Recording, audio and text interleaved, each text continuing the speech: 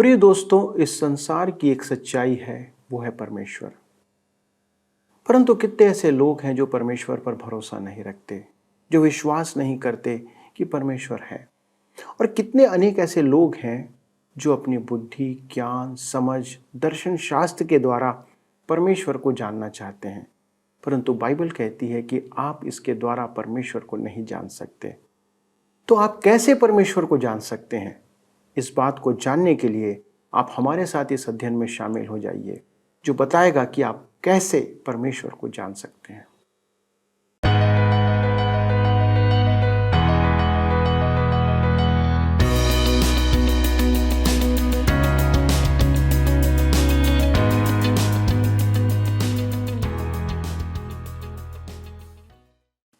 प्रिय मित्रों, आप सभी को प्रेम पूर्ण नमस्कार। आप इस समय ट्रांसवर्ल्ड रेडियो इंडिया द्वारा प्रस्तुत बाइबल अध्ययन कार्यक्रम सत्य वचन देख रहे हैं, जो परमेश्वर के वचन की क्रमबद्ध अध्ययन श्रृंखला है। हम इस कार्यक्रम में बाइबल की सभी पुस्तकों के प्रत्येक पदों की व्याख्या करते हैं। आशा है यह अध्ययन आपके लिए लाभदायक सिद्ध हो रहा होगा।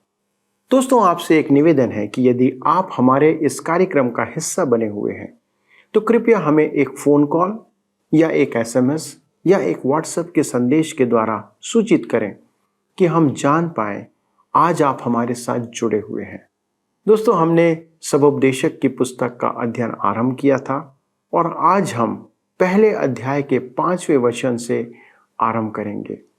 इस पुस्तक का लेखक सुलेमान अपनी बुद्धि और ज्ञान के आधार पर उन बातों को प्रकट कर रहा है जो वर्षों बाद विज्ञान ने खोज की।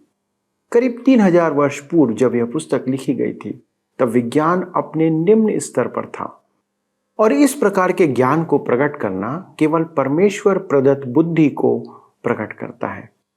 यह इस बात की भी पुष्टि करता है कि परमेश्वर सर्वज्ञानी है और विज्ञान परमेश्वर से है, ना कि परमेश्वर विज्ञान से। दूसरे शब्दों में हम कहें तो हम कह सकते हैं कि आप विज्ञान के द्वारा परमेश्वर को ना तो समझ सकते हैं और ना ही साबित कर सकते हैं। और यह ही आज संसार की विडंबना है, जो परमेश्वर के वचन को समझने के लिए विज्ञान का सहारा ले रहे हैं। हमें परमेश्वर और उसकी बातों को समझने के लिए सिर्फ विश्वास करना होगा और कुछ नहीं। तो चलिए मित्रों, अपने अध्ययन में आगे बढ़ते हैं और जानते हैं कि आज हमारे लिए परमेश्वर के वचन में कौन सी शिक्षा रखी गई है। प्रिय मित्रों, जैसा कि आप सब जानते हैं, हम इन दिनों सबोपदेशक की पुस्तक से अध्ययन कर रहे हैं और इसमें हम देख रहे हैं कि सुलेमान ने पृथ्वी के नीचे उन विचारों को कैसे हम तक व्यक्त किया है। सुलेमान वैज्ञानिक प्रयोग करता है और अब हम पद 5 से 7 में वह अत्यधिक रोचक बातें हमें बताता है। तो आइए आप मेरे साथ सबोपदेशक की पुस्तक 1 अध्याय उसके 5 से 7 पद को पढ़ें। यहां पर लिखा है, सूर्य उदय होकर अस्त भी होता है और अपने उदय की दिशा को वेग से चला जाता है। वायु दक्षिण की ओर बहती है और उत्तर की ओर घूमती जाती है। वह घूमती और बहती रहती है और अपनी परिधि में लौट आती है। सब नदियां समुद्र में जा मिलती हैं, तो भी समुद्र भर नहीं जाता। जिस स्थान से नदियां निकलती हैं, उधर ही को वे फिर जाती हैं। ध्यान दीजिए, सूर्य उदय होकर अस्त भी होता है। यह प्रकृति की एक रूपता है और आप इस पर निर्भर कर सकते हैं। हम जानते हैं कि पृथ्वी की गति के कारण सूर्योदय और सूर्यास्त होता है, परंतु हम उसकी व्याख्या इन शब्दों से ही करते हैं। हम ठोस पृथ्वी पर हैं, परंतु आश्चर्य की बात तो यह है कि सूर्य नियमों का पालन करते हुए उदय होता है और अस्त होता है। तब हम आगे देखते हैं, वायु दक्षिण की ओर बहती है और उत्तर की ओर घूमती जाती है। आज हम जानते हैं कि वायु का भी एक नियम है।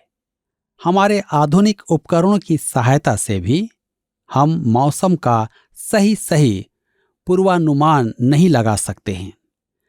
यूहन्ना रचित सुसमाचार 3 अध्याय उसके 8 पद में प्रभु यीशु ने कहा, हवा जिधर चाहती है उधर चलती है और तू उसका शब्द सुनता है, परंतु नहीं जानता कि वह कहाँ से आती है और किधर को जाती है। जी हाँ मेरे प्रियो, हम नहीं कह सकते कि वह कहाँ से आती है और कहाँ जाती है।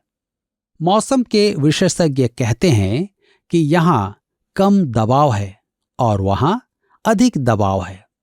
हवा जहाँ चाहती है वहाँ चलती है। सुलेमान कहता है कि हवा दक्षिण की ओर जाती है और घूमकर उत्तर की ओर आती है। हवा नियमों का पालन करके ही बहती है। सुलेमान ने यह कैसे जाना? उसके पास तो आधुनिक उपकरण नहीं थे और न ही आज जैसी जानकारियां थी। तब आगे कहता है, सब नदियां समुद्र में जा मिलती हैं तो भी समुद्र भर नहीं जाता। अब सुलेमान वाष्पीकरण के नियम के बारे में बता रहा है कि समुद्र से नमी उठकर हवा में आती है और हवा के साथ भूमि पर आकर बरसती है। इस संपूर्ण प्रक्रिया में नियमों का पालन किया जाता है। इसमें कुछ भी अव्यवस्था नहीं है। जी हाँ, जबकि हमें ऐसा प्रतीत होता है। पद 4 से 7 पद तक प्रकृति के नियम दिए गए हैं जो आज मनुष्य के ज्ञान के अनुरूप हैं। इसकी तुलना आप ईसा पूर्व हजारों वर्ष के लेखों से करें तो आप देखेंगे कि परमेश्वर के वचन की सिद्धता के सामने वे झूठे निष्कर्ष और अंधविश्वास हैं। हम आगे देखते हैं।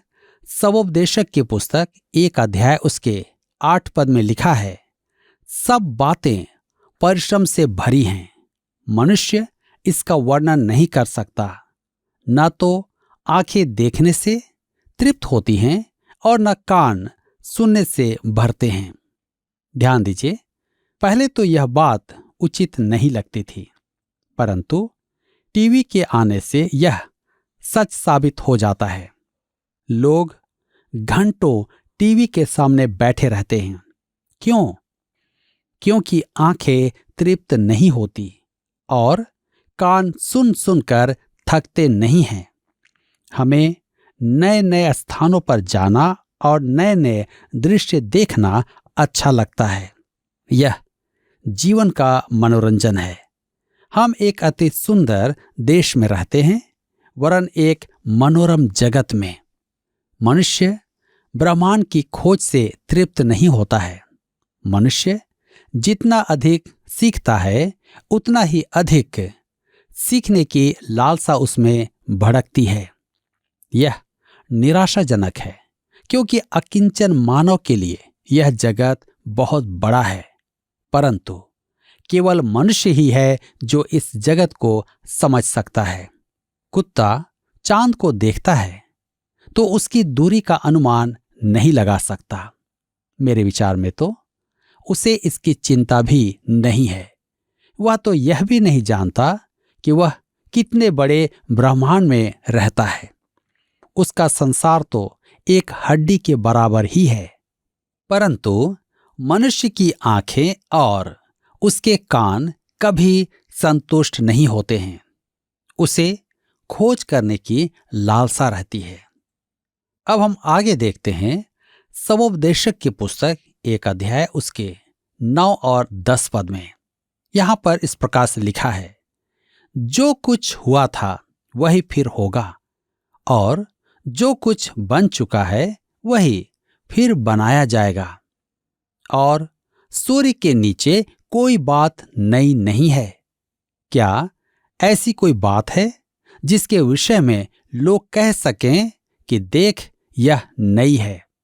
यह तो प्राचीन युगों में वर्तमान थी। ध्यान दीजिएगा किसी नए उपकरण को बनाकर हम सोचते हैं कि हमने नई खोज की है। जब टेलीफोन आए तब वह एक बहुत बड़ी बात थी। आज टीवी है तो आप कैसे कहेंगे कि वह सूर्य के नीचे कोई नई वस्तु है? मेरे मित्रों, मेरे दादा दादी सिर्फ घोड़ा गाड़ी और बैलगाड़ी में चलते थे। मेरे पिताजी ने मेरी माता को शादी करके बस से लाया और मैं अपनी पत्नी को कार से लाया था।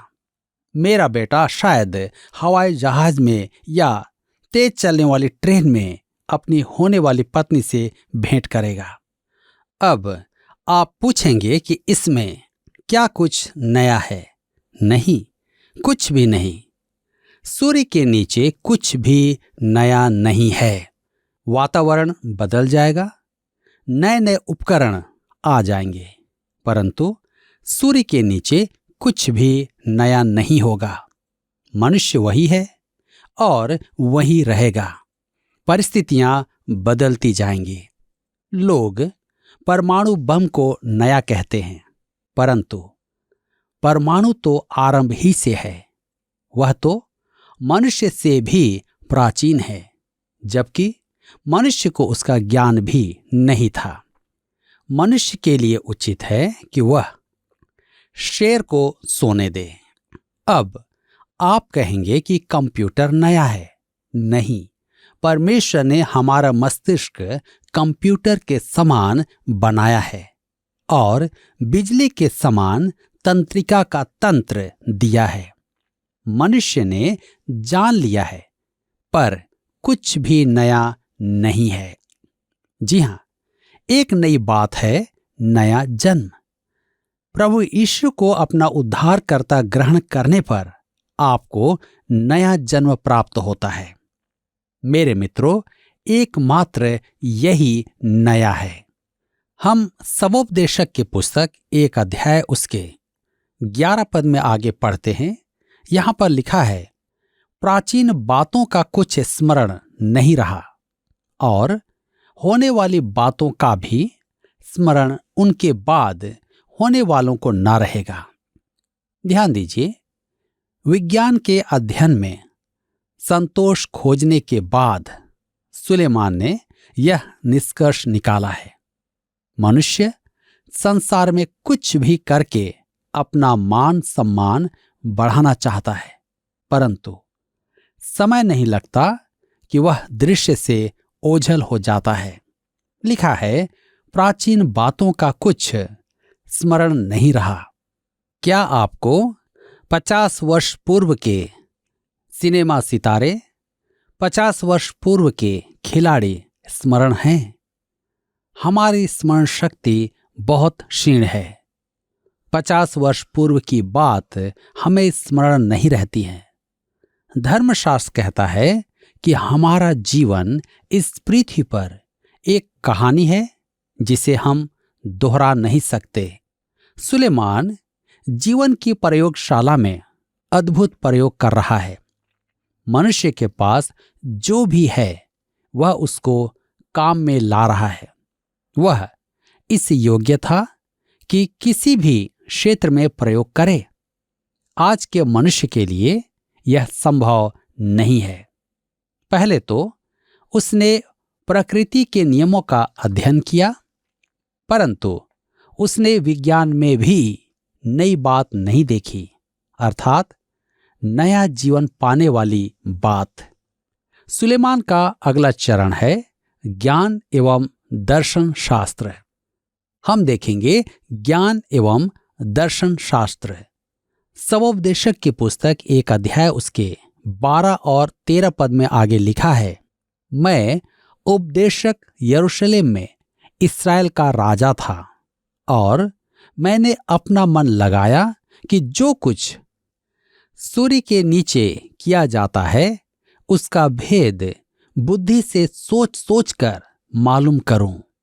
यह बड़े दुख का काम है जो परमेश्वर ने मनुष्यों के लिए ठहराया है कि वे उसमें लगें। सुलेमान ने संसार के दर्शन शास्त्र के अध्ययन में बहुत समय लगाया।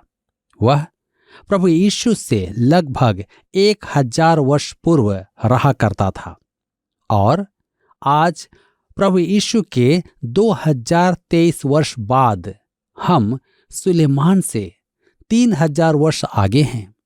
परंतु तत्वज्ञान और दर्शन शास्त्र और बुद्धिमानी में मनुष्य उससे आगे नहीं निकल सका है, चाहे हमारे पास कितने भी आधुनिक साधन क्यों न हो। न तो बुद्धि में न तत्वज्ञान में विकास हुआ है और न ही उससे मन का संतोष प्राप्त हुआ है। सवोपदेशक की पुस्तक 1 अध्याय उसके 14 पद में आगे लिखा है, मैंने उन सब कामों को देखा जो सूर्य के नीचे किए जाते हैं।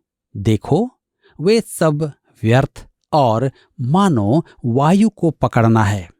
अब संपूर्ण दर्शन शास्त्र बंद गली में पहुंच जाता है। आप भी वे सब प्रयोग करके देख लें, समय व्यतीत करके देख लें। आपका निष्कर्ष भी यही होगा कि सब व्यर्थ है, समय की बर्बादी है। आज शिक्षा विशेषज्ञ कहते हैं कि पुरानी शिक्षा प्रणाली समय को गंवाना था। मैं देखता हूं कि आज की शिक्षा पद्धति भी समय गंवाना है। मनुष्य मुख्य बात कभी नहीं सीख सकता है। तत्व ज्ञान और बुद्धि के प्रयोग से मनुष्य परमेश्वर को नहीं जान सकता है। परमेश्वर का ज्ञान उसे केवल प्रकाशन से ही प्राप्त होता है। तत्व ज्ञान से मनुष्य निराशावादी बनता है। मेरे मित्रों, आप परमेश्वर से रहित मनुष्य को शिक्षा देकर उसके जीवन की समस्या का समाधान नहीं सुझा सकते। तत्व ज्ञान और मनोविज्ञान मनुष्य के स्वभाव को बदल नहीं सकते, उसके स्वभाव में सुधार भी नहीं ला सकते। जी हां, आप परमेश्वर से रहित मनुष्य के लिए कुछ नहीं कर सकते हैं। जब तक कि मनुष्य सही रीति से परमेश्वर को ना जान ले, उसको समझाना या शिक्षा देना बहुत कठिन है। और यही कारण है कि सुलेमान कहता है कि पृथ्वी के नीचे सब कुछ व्यर्थ ही व्यर्थ है। आज आप अपने जीवन से स्वयं से झांक करके देखें, परख करके देखें कि पृथ्वी के नीचे क्या है। क्या आप निराशा में हैं? क्या आप निराशवादी जीवन जी रहे हैं?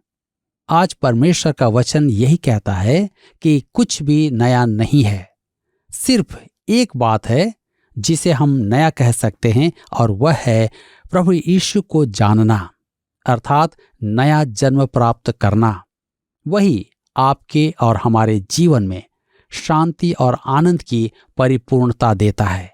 वही है जो हमें संतुष्टि प्रदान करता है। मेरे प्रियो, क्या आज हम इन बातों को समझ पा रहे हैं?